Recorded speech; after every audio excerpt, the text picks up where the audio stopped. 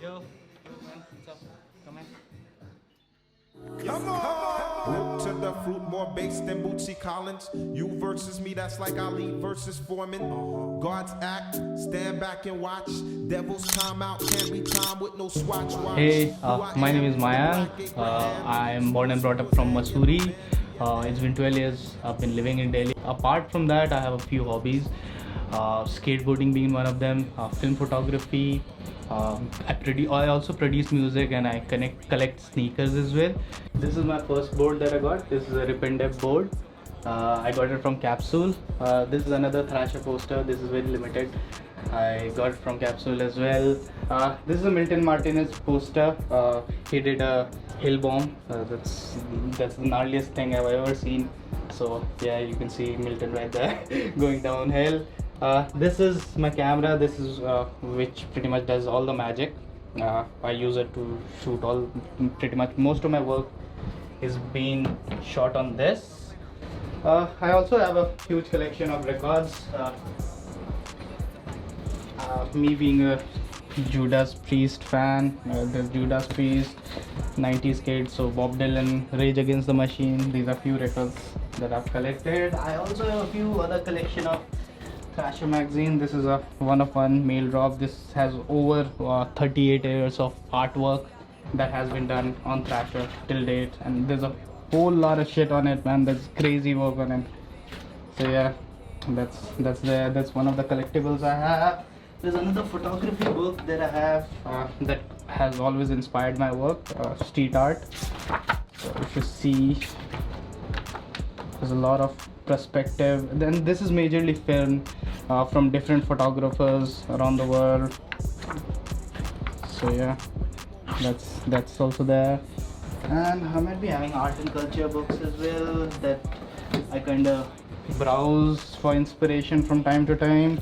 So it kind of gives me a perspective of how framing and everything should be. So in terms of how older paint, so old, if you look at older times, they were more simpler in terms of whatever technology they had, so the framing and everything was more simpler.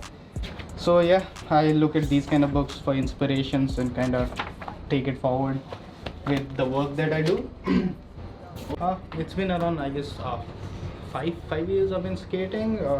Initially how I got into it was my friends used to skate, and I asked them if they could teach me. So I mean, like, the overall aspect of art and philosophy was not around skateboarding when I eventually went into it. Just wanted to have fun. But when I got into it, I got to know there's a whole different side of things, man. Skateboarding, once you start skating, overall mindset toward things, it changes for you. The overall approach towards life kind of changes for you once you start skating. It's an overall game changer. That's why my friends were already, so this was back in like 2017-18, I guess, when my friend Lim, Gautam, these guys were the initial guys that I started skating with. They were already shooting film back then, man. So overall exposure that I got once I got into the culture, and even looking at the work that was being done by even all the work that was being done by Mark Gonzalez and everything, it was so inspiring. So it got me a perception of, when these guys can do it, and these guys are just like us, if these guys can do it, so can I. And that's what got me inspired, and that's when I started picking up more and more. I also felt there was no one actually filming it or photographing it as art and culture at that point of time. So I thought, why not me? That'll be a learning curve for me as well. I'll learn new things. I'll learn myself, and I'll do it myself. And I wanted to do it my own way. So I didn't want to go to a photography class and learn photography from them. Just do it my own way. So I just started doing it my own way, and always looked up to other guys who were already doing it. Took inspiration from their work. Tried to incorporate it in my things, whatever I was doing. So yeah, that's how the overall journey has been.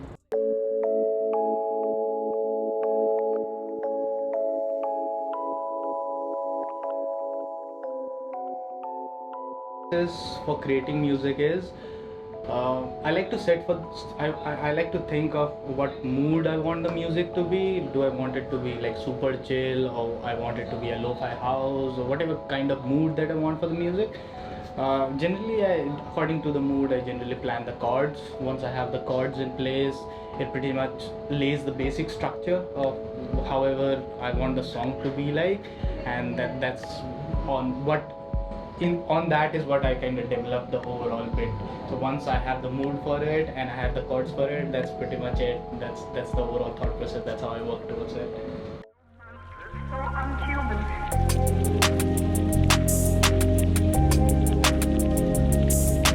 If you die, there'll be nobody to carry on. You know these experiments are illegal. You'd never find another subject.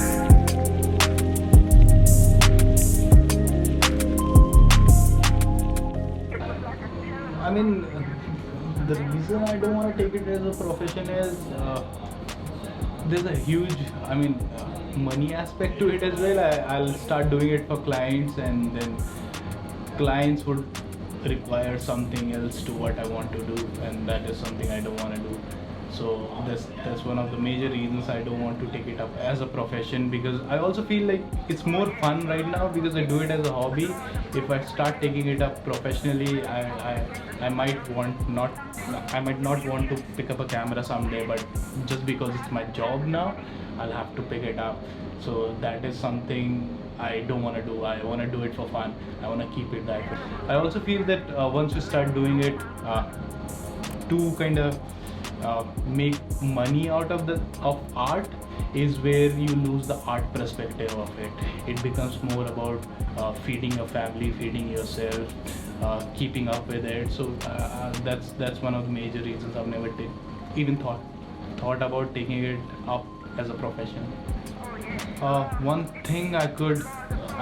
advice I could give to people who wanna take this thing as a profession is just do it for the fun, and like just have fun with it. Don't listen to anyone. Every art is subjective anyways, right? So you can do whatever you feel like. There's no right or wrong to it. If you feel you want to do it that way, it might be your style, and that you'll be a pioneer at your own style. So do whatever you feel like. There are certain rights and wrongs, certainly in terms of basic rules of photography and shit. That is something that you will have to learn if you want to be good at it. But again, there's no right or wrong as well. You can do whatever you want to do, make your own style and build towards it. Yeah, that's one thing that I believe that can really work for someone. My favorite pastime is just, sit on the bed, watch skate films, Thrasher. I'll watch new skate parts that release. Otherwise, I'll just watch series, man. I'll just watch series. Otherwise, I'm super into learning new stuff. So I'll be YouTubing how to invest in crypto or some shit or the other that I have no context of learning of, just to have knowledge of. So yeah, pretty much like just learning stuff. That's my pastime, man.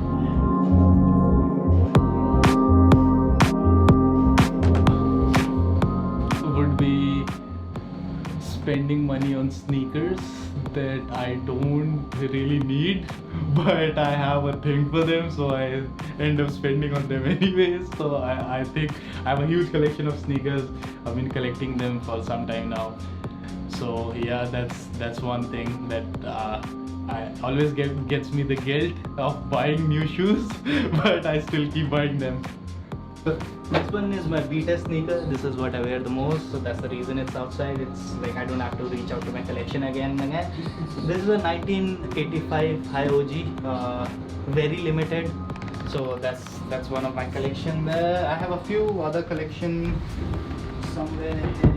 Yes, this is AJ4 military black. I have a few others. This is a Thunder Dunk that I have. Oh, this is vintage green. These are like only 120,000 produced by Nike. The other sneaker I have.